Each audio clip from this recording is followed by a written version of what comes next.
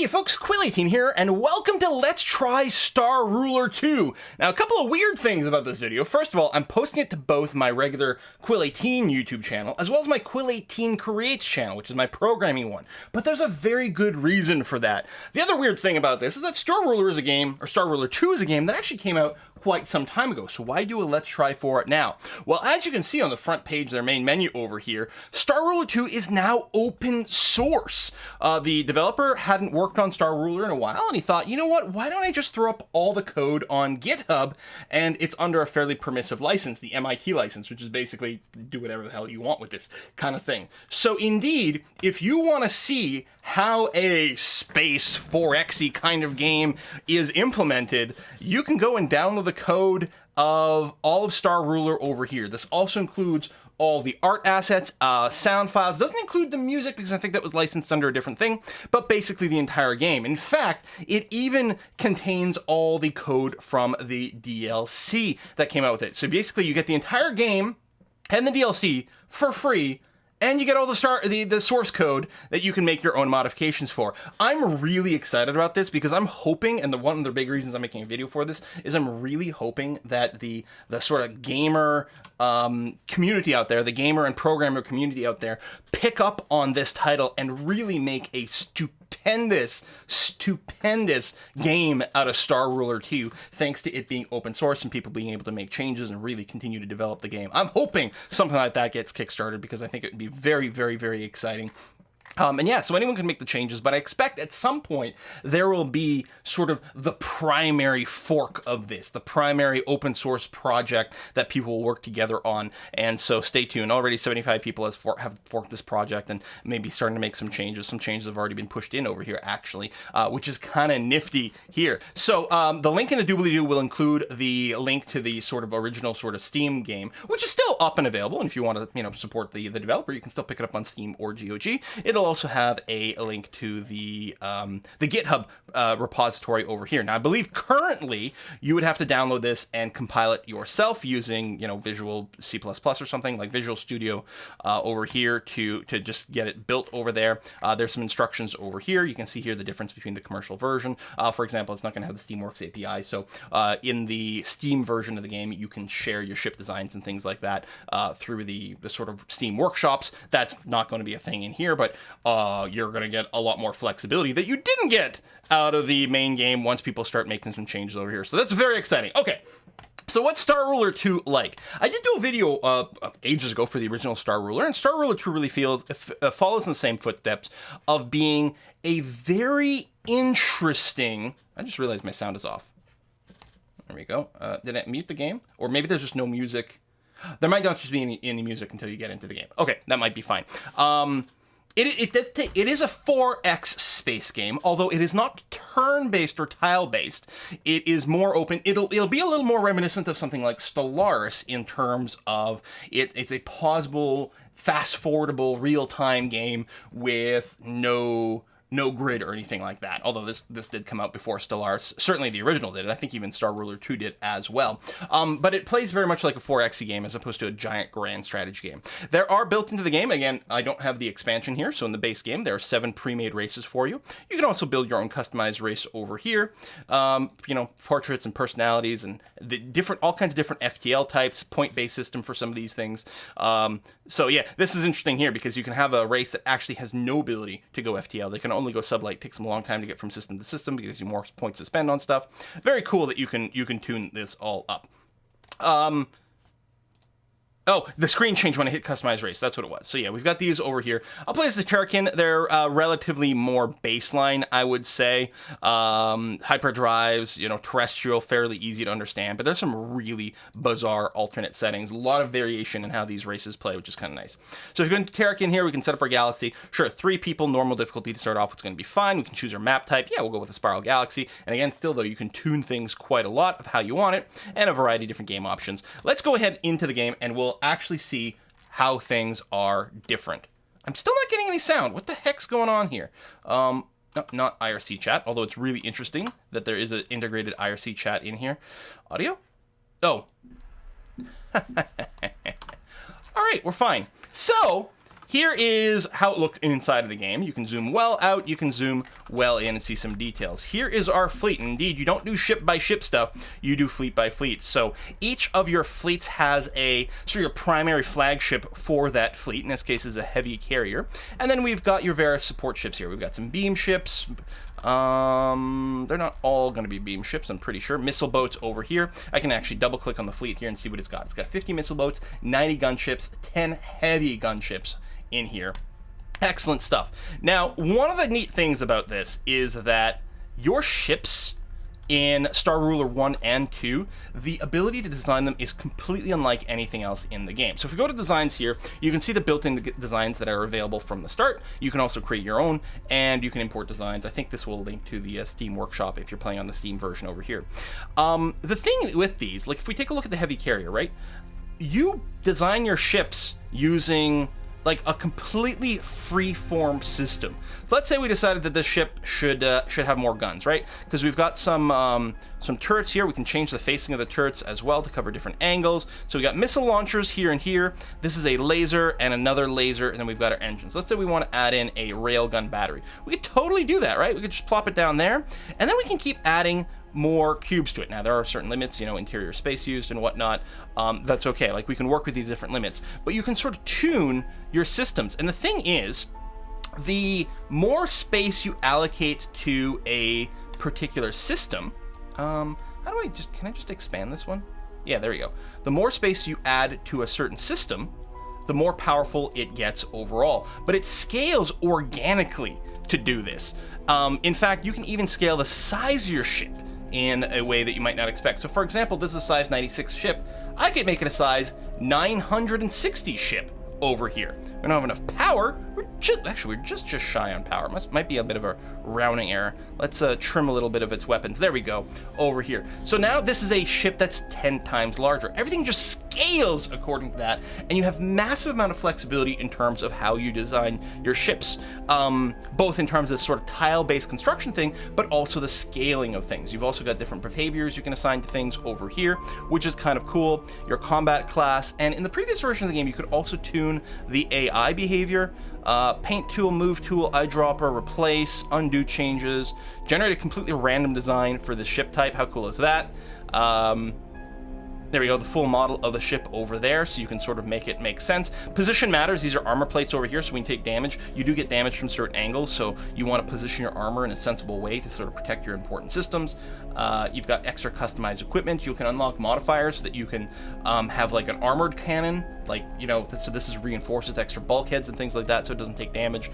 Really cool and flexible ship design that is very funky. The other really different thing about how this game plays is the way that your planets expand. So first of all, we currently only have a single planet colonized. We've got Till 1 here. This is our capital planet. Well, it's our starting planet. If I double click it, we can see here sort of, you know, kind of a low res view of the surface of the planet here. And you can sort of interact because you can build explicit buildings if you want. A lot of them are fairly large though.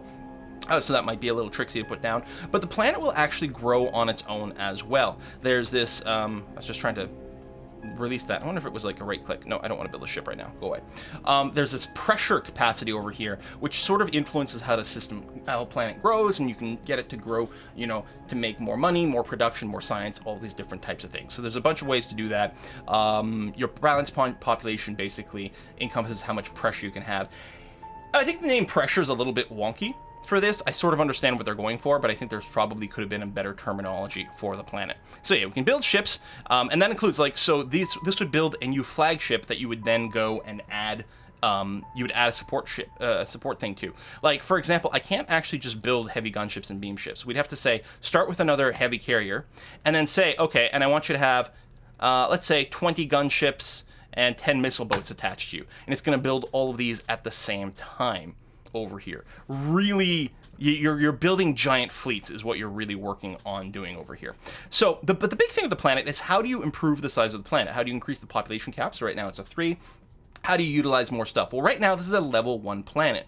To get to a level 2 planet, we have to acquire another food resource and another tier 1 resource over here. So let's take a look at the star map over here. In our star system, we have 3 planets in total. No, 4. There we go. When you zoom out, it sort of just puts the icons to the outside, makes it a little easier to see than, the individual planets. We have 4 planets in the system, one of which is occupied. We know we need food and a tier 1 resource to be able to bring tile or till 1 to the next level. Well, we've got food over here. There's some fruit that grows on this planet. So if I were to right click on it, actually if I have nothing selected, it'll be a more minimalistic right click menu. We can choose to colonize it. So what's going to happen here is as we watch, we will actually see, there we go, little colony ships leave one planet and go to the other one over here. What we're going to want to do at this point also is send our carriers to another planet. And you can just right click and send a move, but we can also use the hyperdrive button. I just used the hotkey, there you go, hyperdrive there, and to jump. It does use some of your hyperdrive resources over here to do that, but it'll go a little bit faster. They'll go into jump mode and go. The crossing the interstellar distance in sublight is very slow, so the jump increases the speed a lot. So we're going to colonize that. Now, we're also going to need another tier 1 resource. So if I click on this planet, even if I don't double click it, we can see required for level 2, we need food, which we're working on, and we also need some sort of tier 1 resource. Well, we happen to have a tier 1 resource here until 4. We've got titanium, which is a tier 1 resource. So let's also queue up that we want to colonize this. And you'll see this colonize menu actually has a short cut for us to colonize this and auto import. We'll take a look at what that does in a second. So I'm just sending my fleet around just to go and pop more of these systems. I'm going to hit F and do that, and then I'm going to hold Shift and queue that. So we'll just bop into these. We can build a scout. Actually, we should probably do that quite quickly here. If we build a scout ship over here, we can have the scout ship auto explore things. So that's kind of nice. The diplomacy system, while we're killing time, is also really cool. You can get influence points, which is what we've got here, and you can use those to purchase these influence cards that do various things. If we purchase this, we could actually get a planet to develop fruit. Oh, that sounds like a useful one to do.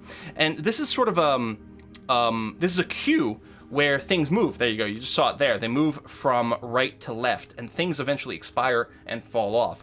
The price to buy these goes up. This costs 2 influence, 3, 6, 8, 9. Some are more powerful than others and will cost more, but things on the right cost more as well. So every X number of seconds, I guess every 30 seconds, a card falls off over here and everything moves over to the left and gets slightly cheaper. So you can buy that. Research is also kind of neat over here. We've got this, it's not a research tree.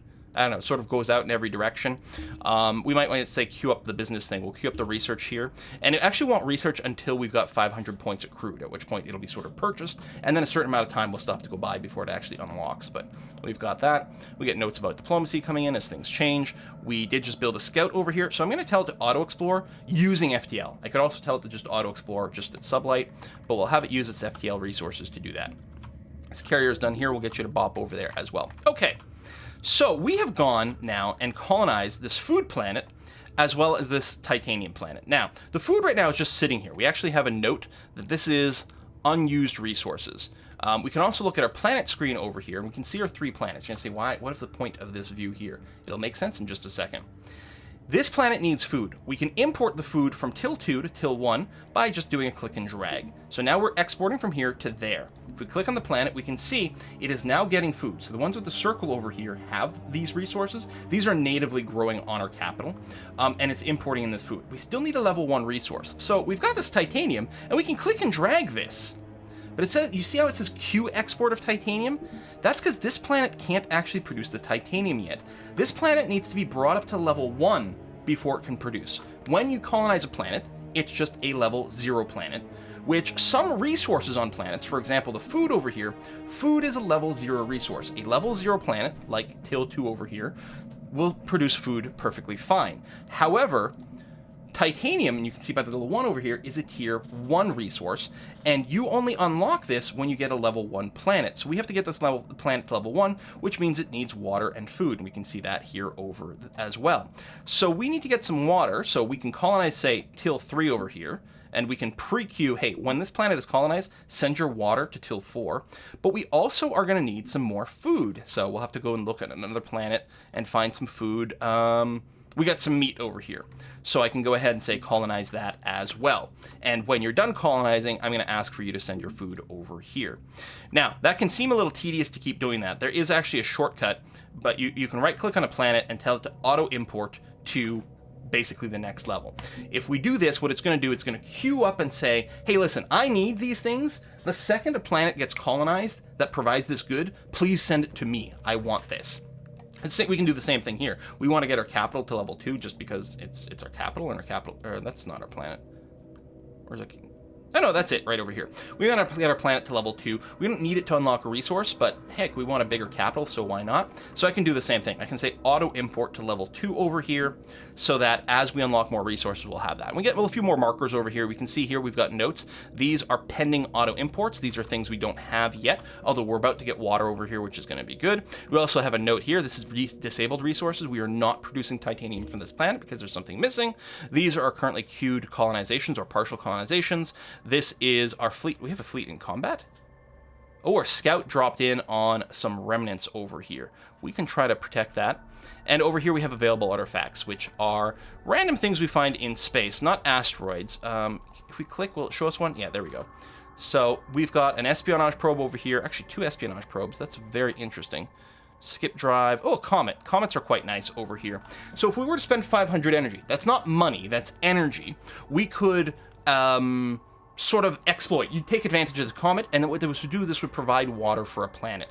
So we would just, if we had the 500 energy, currently we have 0, then we'd be able to do this and target a planet, and it would just send water over there, which is kind of nice. Our carrier fleet over here has 5.1k strength.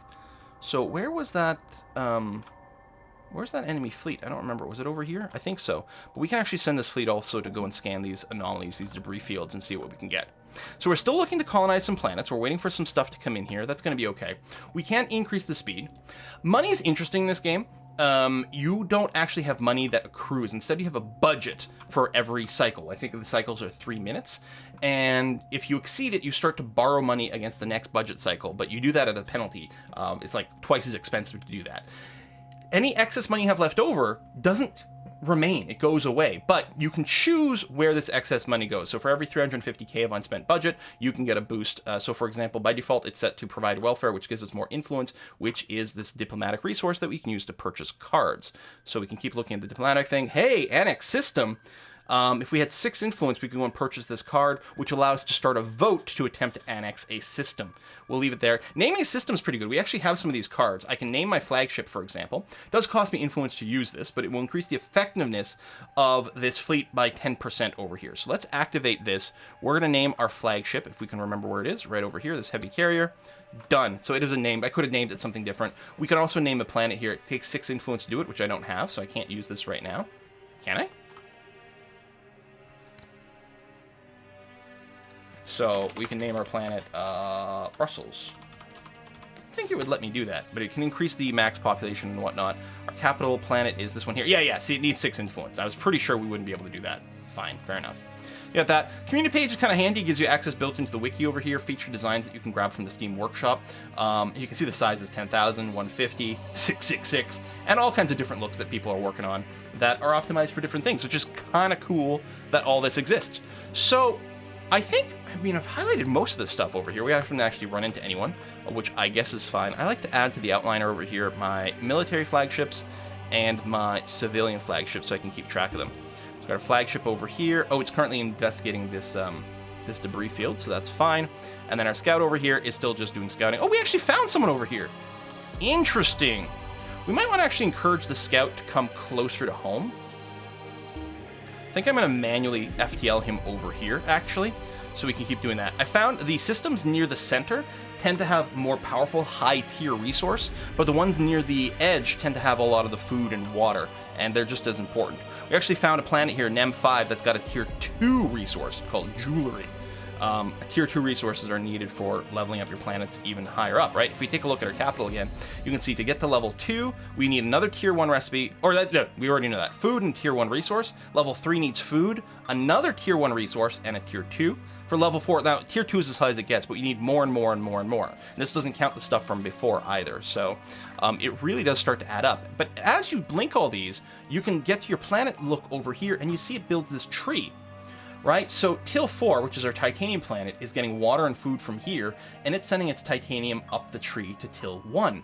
And you keep building up this larger and larger tree to do that kind of thing. So you're never going to develop all of your planets very high. A lot of them are just going to be used as to get their base tier 1 or tier 0 resources, like water and food, for example.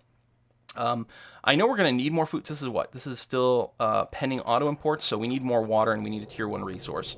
So we'll colonize this. We may as well colonize another water because we know we're going to need water for our next tier 1 resource. So here, textiles is a tier 1 resource. What I'm going to do is right click. I'm going to say colonize and auto import to level 1 because we're going to need level 1 to be able to work this textiles. And when it's done, it'll automatically get sent somewhere that needs it. Get notification, this anomaly was fully scanned, we made contact with things, there's going to be an open election in the Galactic Summit over here. We can vote for or against some things. Vote passed, the most supportive empire becomes the Galactic Senate leader. I will support this, so I will spend some influence to use some of my cards here. I will play in support. So, I mean, it's going to happen. Open election is going to trigger because we're supporting this as opposed to fighting against it. And right now, we should be the person with the most support for it. I could have probably done a little less. We're going to be the Galactic Senate leader, and that sounds fantastic. And we can start more votes. Any other cards? Patriotic Surge. There's the open election. Restores 5 loyalty and create 25 labor worth of defense ships. Yeah, that might be a good idea to have in our backup. Oh, I could have named my planet to get a boost again. Okay, well, we'll come back to it a little bit later. That's going to be fine. We're capped on FTL resources right now. I might want to build a couple more scout ships. The other thing I might want to do is my fleet over here. I may want to just manage it and make sure I'm going to put on auto buy and auto fill over here. So it's automatically going to go and buy ships until it hits its fleet limit over here, which is going to be fine. And we'll just keep you busy. I'll queue up a few more FTL trips for you, just so that you go and reveal some more territory that we might want to expand to. And yeah, I could... So the gray area is basically within reach of trade right now. The blue area is my current territory. So it's probably... There's really very little reason not to grab all the tier 0 resources. Phasite is interesting. It actually gives me free research. So I'm going to colonize these two. And I'm going to get the research to get sent to my capital. And the shape around the planet changes as they level up. So we're just going to send both the phasites to my capital over here so we get a research boost over there. Same thing, Nem over here has FTL crystals that will give us more FTL resources to spend. And you actually get more FTL points depending on the level of the planet. So, I mean, we get 0.1 just by making this a colonized planet, which is good. If we bring it to, like, that's a level 0 planet, presumably. Do we have to get to level 1? I'm not sure. To get any. It's possible. It didn't queue up. I mean, now it's got the auto import, but I can keep doing that. I can keep right clicking on planets to auto import to the next level and next level. Well, once it gets there. There's also static defense you can build. Here's a level 3 resource. Antimatter adds 2k support capacity. Support ships in orbit operate at 400% efficiency. I think it gets cut off there. Wow. There's more food planets. I mean, again, there's very little reason not to grab as much food and water. In particular, food. You need water for, like, the first tier of the planet. So to go from level 0 to level 1, you need water. After that, you don't need more water, but you do continuously need more and more food. So you want to get, like, you want to be pretty aggressive on snagging as many food planets as possible, as early as possible. Here, we can queue up a bunch of these colonizations here. Colonization does tend to cost money. Oh, there we go. We've got enough points here. I'm going to name my planet Brussels, activate, and so my capital planet over here has now officially been named Brussels, right there, which gave it a boost to a variety of different things. It is still over its pressure capacity right now, but as this planet grows. So basically, it's got more sort of buildings here than it can truly support with its population, so they're not as efficient as they could be. But as we sort of grow population and do other things that increase the pressure capacity, then we'll get more stuff going on this planet. There you go, we got a big queue of colonization. Our military fleet's still just buzzing around, which is fine. Nothing going on here. There we go. Here's those remnants over here. So 3k strong. So I'll go ahead and I'm going to do an FTL jump to here. And you engage nearby enemies. So you'll automatically go and attack these guys, which are currently actually firing at my colony ships, which is very rude. I feel like things are a little loud. Should have probably changed that sooner. They're firing at that. We're going to go and clear these out. They're also defending an influential knowledge site. So if we go and clear this, we'll get some influence points, which will let us buy some more diplomacy cards, which is very handy dandy. So we're colonizing. We've got a bunch of different colonization queues. By default, it colonizes, I think, from the nearest sort of planet with enough population. So right now, everything's going to come from my home world because it's really the only one. But as we level up a few more of these, it's going to be a little bit better. We still have something that's waiting for a level 1 resource. We've got a level 1 resource over here, luxury material, which actually makes people happy as well. We'll tell you what, we'll queue up the colonize and auto import in there just to make sure to satisfy that. I mean, then it's still saying, oh, well, now I'm waiting for some other stuff, but that's okay. You don't want, I think you don't want to necessarily overqueue your colonization because you do kind of colonize them one at a time. And it can be a little confusing as to how much do I actually need here, because these don't really kick in until you've done that. But still, it's going to be nice to have a lot of excess food. Antimatter, uranium, some native gold. The gold's good too because it provides influence generation in addition to being a tier 1 resource. Like, different resources do different things. Some give production boosts, so they can be worth picking up for different reasons. Like, here's aluminum, right? This is a tier 0 resource. It's not needed by any planets, but it increases pressure capacity by 1. So we're over capacity on our homeworld here, which we can see here. So getting aluminum there would let us put in more things, or aluminium if you prefer. Hey, we're getting some research points over here. Lovely. So we're going to... Oh, I guess we've already unlocked business, which gave us more budget income, which is nice. We might want to continue going down the development route right now, as opposed to weaponry and armor and things like that. Yeah, we'll queue up development and we'll queue up economics. Now, some of these you can study using different resources as well, rather than just production, which is kind of nice. Sometimes it's money, sometimes it's influence. Okay, some things were disabled for a while. These are unused resources, so we have excess food and excess water right now. But that will change soon enough. And we're colonizing that. So our capital here has reached level 2, and we can keep growing it. We can bring it up to level 3 at this point. Again, it'll just give us more population cap. We're waiting for a population to grow. Our population, I believe, shrinks when you colonize as well, right? Because you're sending pops from here. So we may want to slow down on the colonization so that we actually see our pressure capacity drop to 5. That's because our population keeps dropping. See, it grew, now it's back up to 6, which is going to hurt our economy and different things, although right now our budget is kind of rocking. I think I'm really tempted to get Brussels up to level 3. So we're going to have a shortage of a tier 2 recipe. So we have tier 2 goods over here with the thorium. So what we'll do is we'll colonize this and auto-import to level 2, right? Because we have to get this to level 2 to be able to get the thorium so that Brussels can get to level 3. That means we're going to be short on food and another tier 1 recipe. So we need food and a tier 1 recipe to unlock this. Now, of course, having a tier 1 planet over here, having a tier 1 good means we have to get to level 1 planet, which means we need water and food again.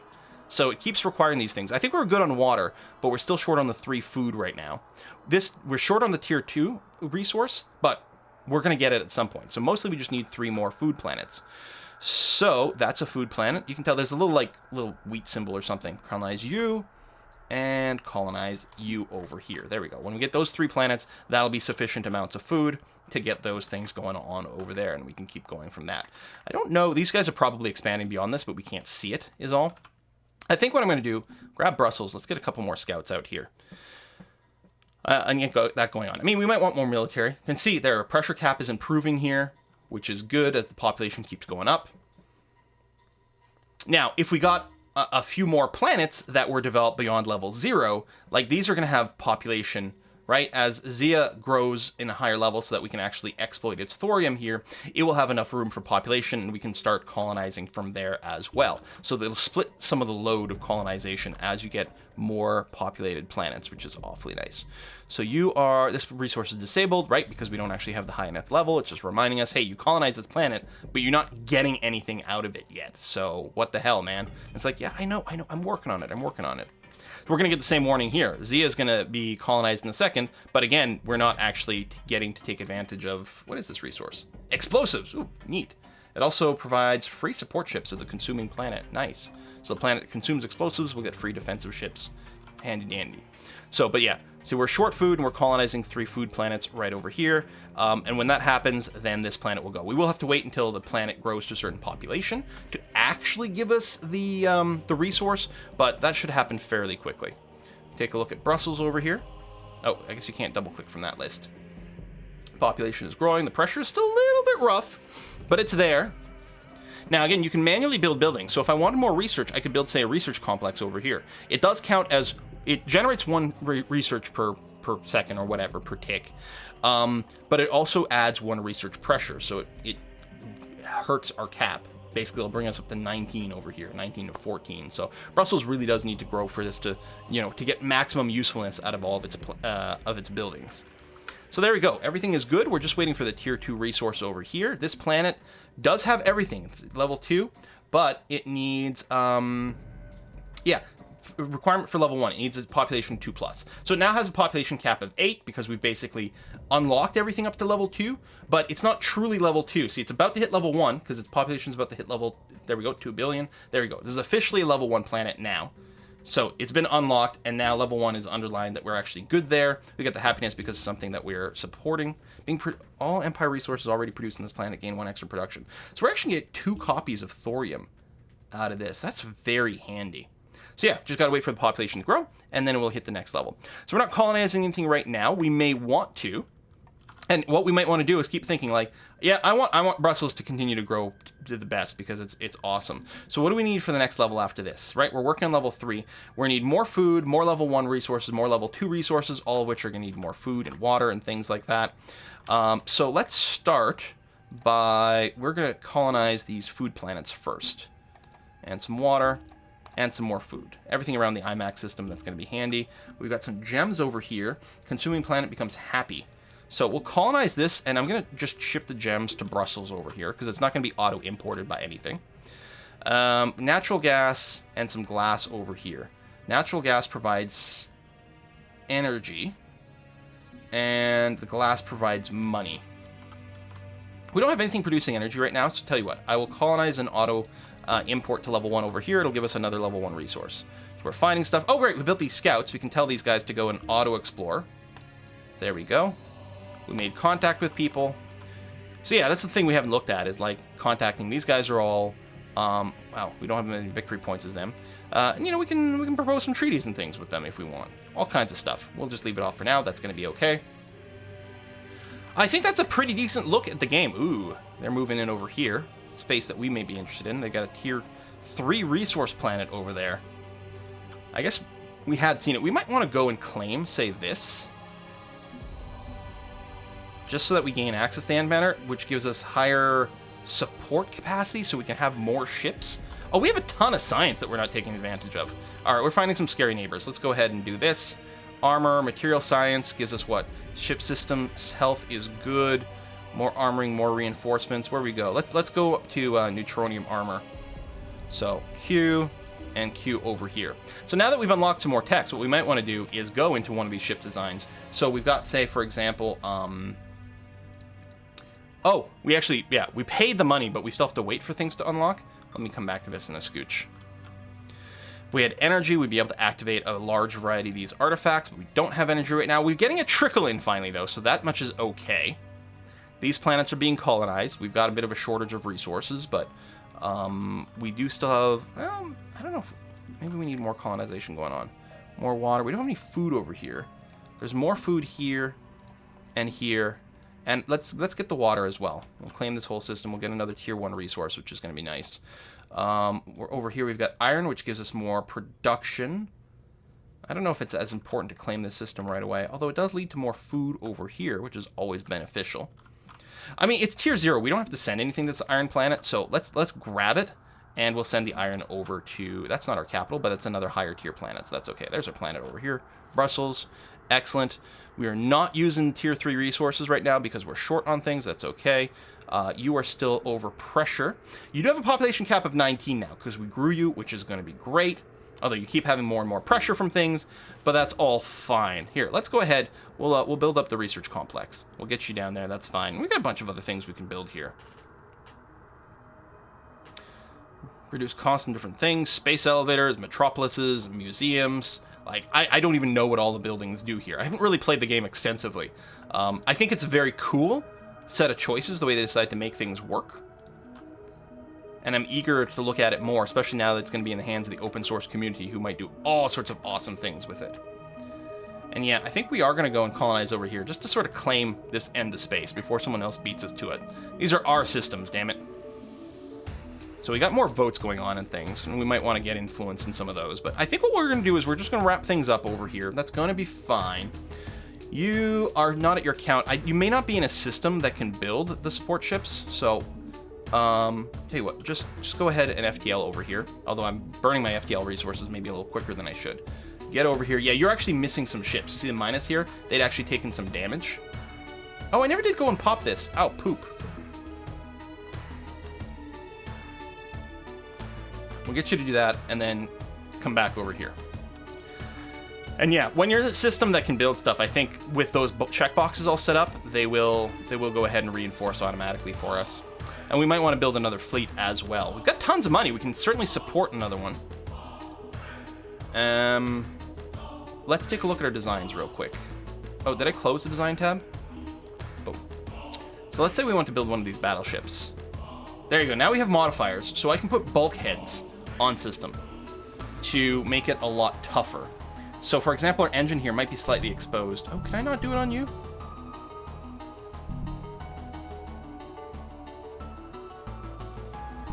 Why does it not let me do? Oh, right. You don't put it on the thing itself. You put it in an area. Increase the health of all hexes in the subsystem. There we go. And I guess I can keep stacking them, but it does increase the cost. There. Do some of that. That's going to be okay. Size 200 is going to be fine. You're going to be nice and big. You got missile launchers up front. You got these. It's possible that missile launchers don't have an arc to worry about, which is kind of nice.